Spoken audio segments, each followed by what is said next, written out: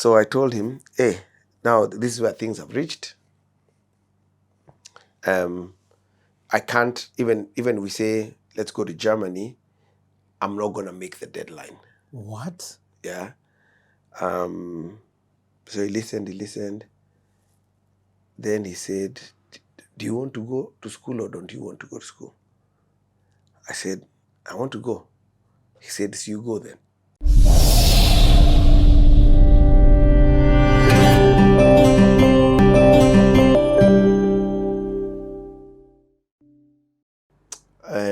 And they offer me a scholarship. It's not a full-blown scholarship. It's like 75%. So I still need to raise the rest of the money and my ticket and all of that. And so with Steve Wawero, we come up with the idea of doing a benefit concert. So now that's when I get deep into my songs now. So a benefit concert meaning like to fundraise for my school. Oh, nice. Right? But I'm sure we'll be able to show people the flyer for the gig. Yeah. This one. Yeah. And that flyer basically says,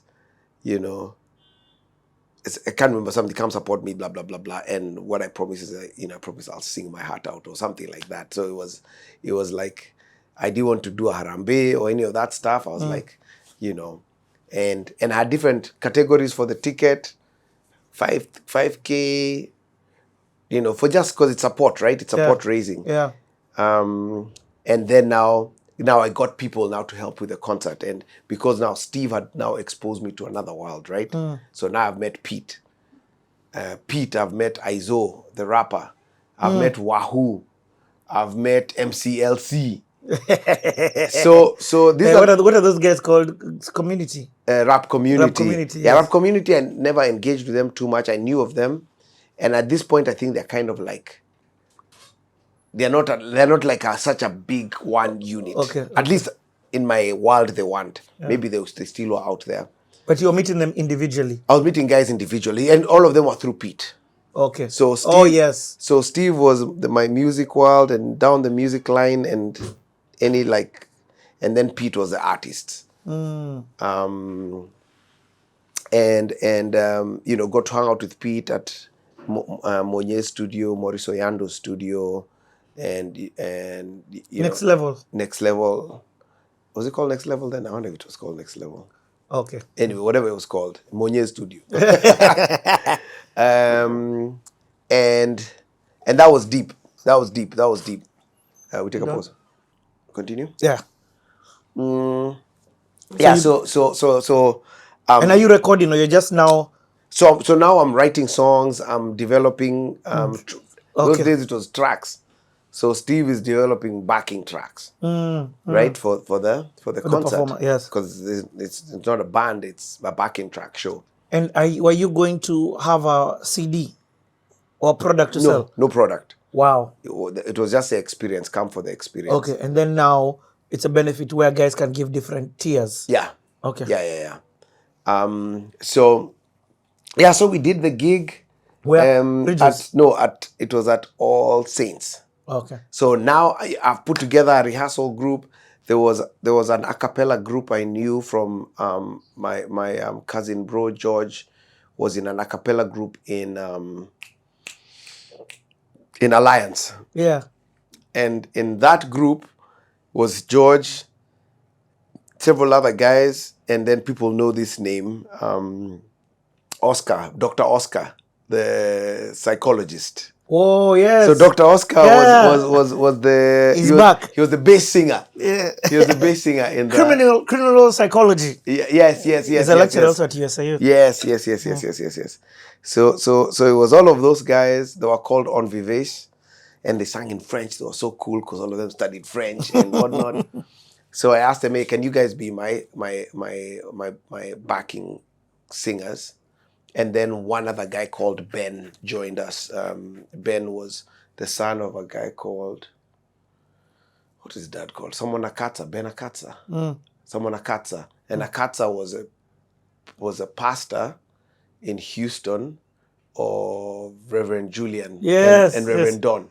Yeah. Yeah, so he was that was their passee. Oh. So his son was in my BGV squad. So it's crazy how the world is so small. At So, this time, have you met Julian or you don't know those guys? No, I don't know them. Okay. I don't know them. I know Don because he was in Yeribap. You can't make He can't make this stuff up, bro. Kenya was a dot. Yeah. So Don was in Yeribap. That's hilarious. I just wrote a name. You're like, Yeah. So now, I had these guys. We practice hard choreography. It was like my first real show. Now, Helen had opened the door. Steve Owero had shown me you can custom make tracks for, because he was creating them for the show. They were not fancy tracks, but it was performance tracks. Yeah, performance tracks. They were performance tracks, which was crazy. And then now, we got to put together this performance, and it was, full blown concert. We wore black and white.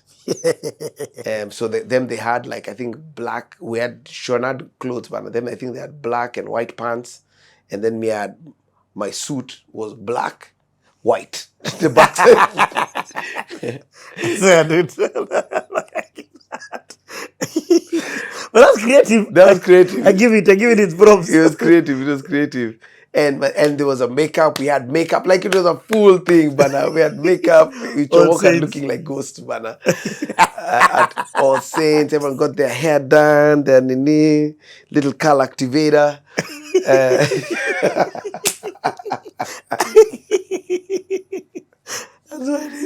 Oh man. Anyway, so we had that concert. That was great because it was my first experience at show production, which became a deep love and passion of mine. Yeah. Because it was putting all the pieces, the stories, the whatnot, putting all of that together. So we had that, and who performed at the gig, who were in the gig, my curtain raisers was Pete. Wahoo. Curtain raisers, my guy. Pete, Wahoo, LC, and I think Izo from Rap Community. Wow. Yeah. So they're the ones who opened, and now the moment you've been waiting for. But that time you're going by the name Kanjii. Yeah. Okay. So I've always gone by Kanjii, because Kanjii, I adopted the name after Wanchi. Yeah, when I was, I don't know, 5, 6. I was really young. Okay. So it's Kanjii, papa, came, did my thing, performed. I'm trying to remember what comment Pete told me after the event.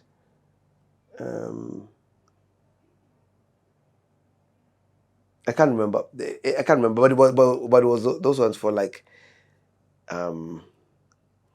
show is amazing, but it's not just a show, because mine was a show. It was a show, man.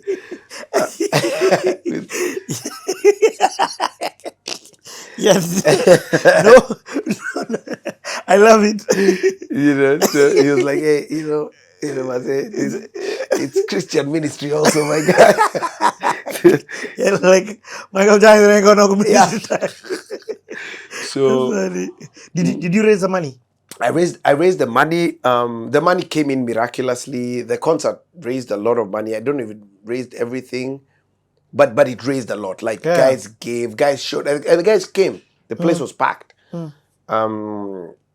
And Steve was my ride or die. He was my guy, Steve Owero. Wow. Steve Owero was doing sound. He set up, making sure, that's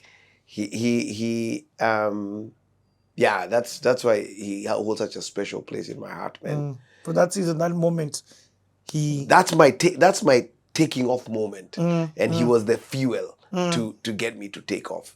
And that you don't forget that ever. Ever.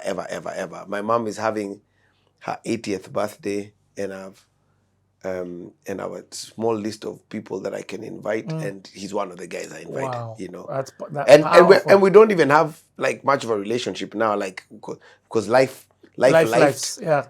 But every time we meet, it's it's like, man, just gratitude, man. You know, I've never really. Can you remember that time when you did that thing? Hey, you guy, I know so much about what you've done. Remember that thing that you went back saying thank you to guys? Yes. Can you remember that video clip? Yes. The thank you. Fact, here, I already Yeah. played it. Yeah. So that's why. Yeah. I never understood why. That's why. Wow, that's huge. Looking back and realizing the people who gave me more than I deserved, who believed in me when maybe I wasn't, someone that worth believing in, and they gave me a chance really. And so I took a journey to go and say thank you to all these guys. But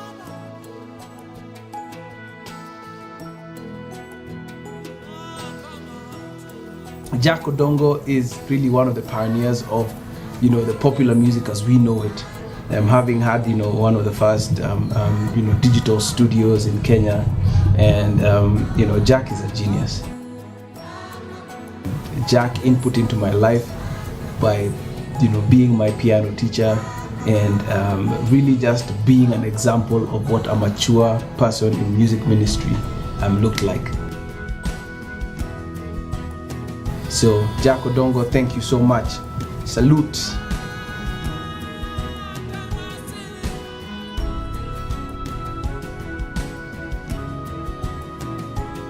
The guy we call Uncle Steve, Steve was really most instrumental in my musical journey. I told the story on Facebook about how I'd gone around the city trying to find a studio. I was 18 years old, I think, or 19 years old, looking for a studio that I could go and, intern in, and didn't get a chance anywhere. And this guy, after hearing me sing, it was pretty much half a song. I don't even think I got to the chorus.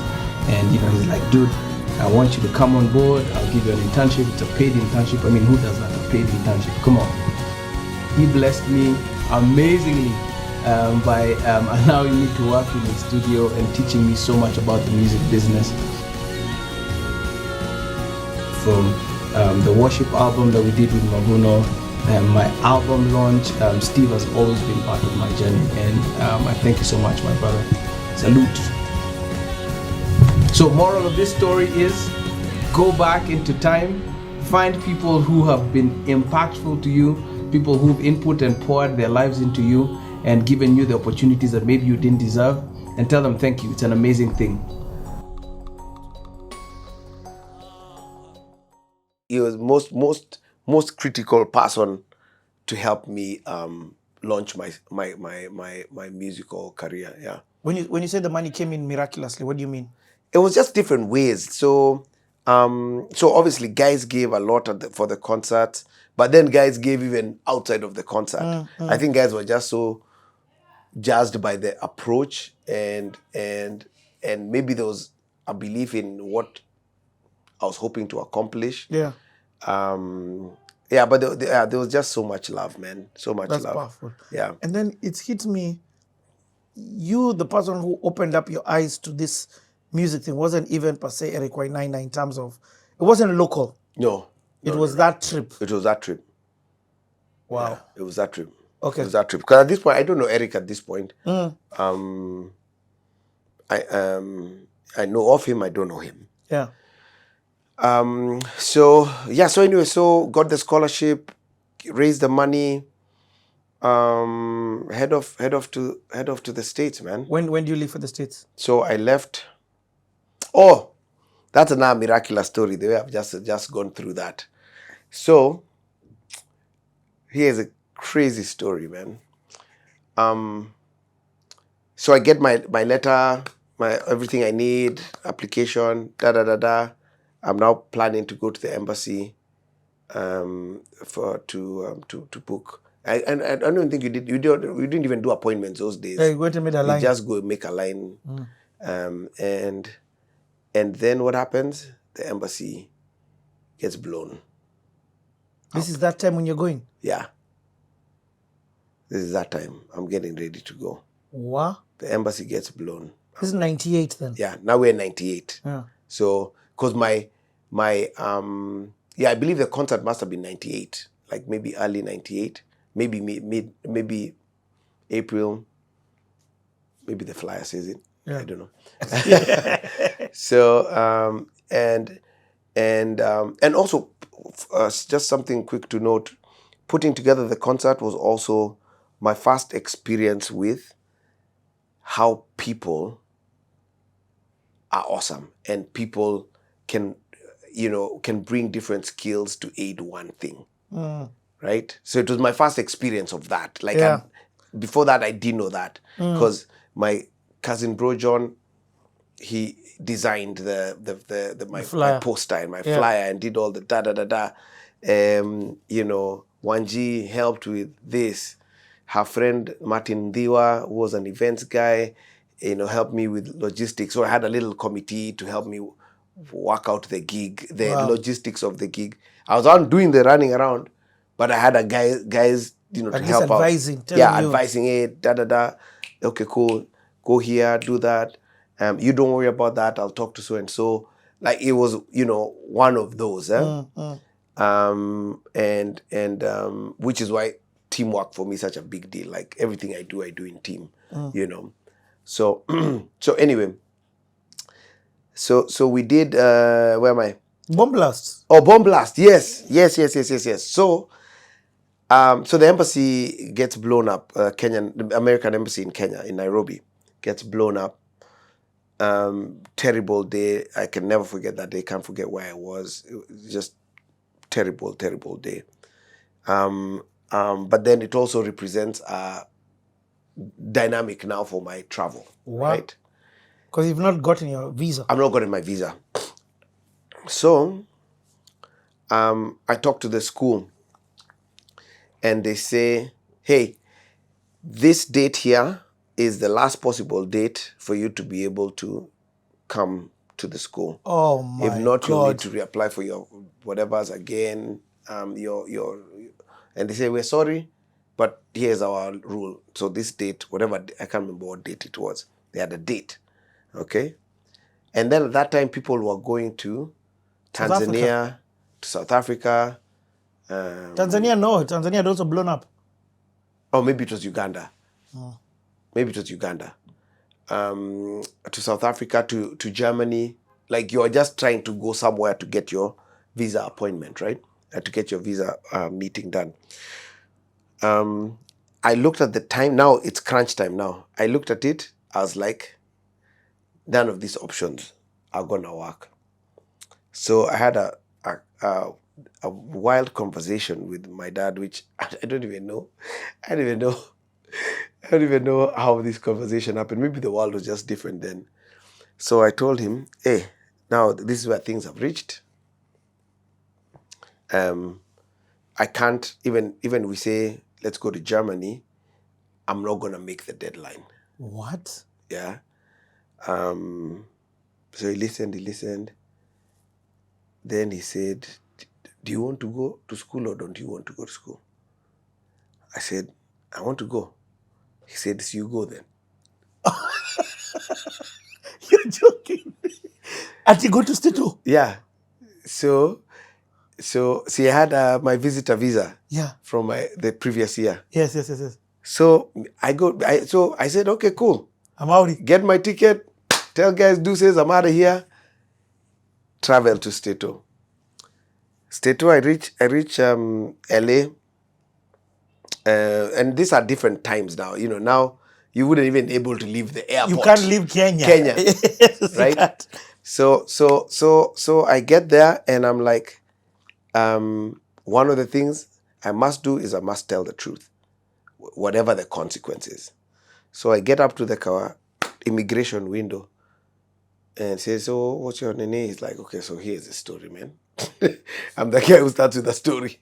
He's like, what are you, I was like, so I don't have a visa. But my school, I had a deadline, this and that. It was a bomb blast. We had a bomb blast. And he says, okay, cool, come with me. and they take me to a thing called secondary inspection. So you go secondary inspection, and you're just seated in this key room waiting, and the person who they're talking to at the front of the line is an let me not say the nationality, is a fellow African who had jumped bail, so he's being arrested. He had jumped bail, and he's literally, I'm watching the guy get arrested. Okay, that's the guy who's in the front, in the front of the line. So I'm like, oh my God, what are we gonna do here? So I get to the counter. It's my turn. He says, what's the situation? I said, they bombed our embassy. He's like, oh, I'm really sorry about that. I'm like, thanks. Anyway, so I'm coming to school, but I don't have a visa. But I'd been given a deadline by the school. So I'm here. I want to go to school. And the guy looks at the paperwork, and then he goes like, here's what I'm going to do. I'm going to give you a student. I can't give you a visa here because I'm not an embassy, but I can give you a student status for 5 years. What? So he stamped my passport. They told me, welcome to the States. And his whole thing was like, hey, but if you leave, you can stay here for 5 years, but if you leave, you'll need to go to an embassy and get your passport, the visa stamped on your passport. But if you stay for 5 years, you're good. And that's literally how I entered state. I entered state O. That is bananas. Yeah. That's literally, yeah. That's a miracle. It For is. real. It is. And I think, so Richie, like the big lesson of my life, that was one of the big lessons of my life. And it was this, which I think has helped guide my thinking and my approach to life, which is the things God wants to get done are going to happen, right?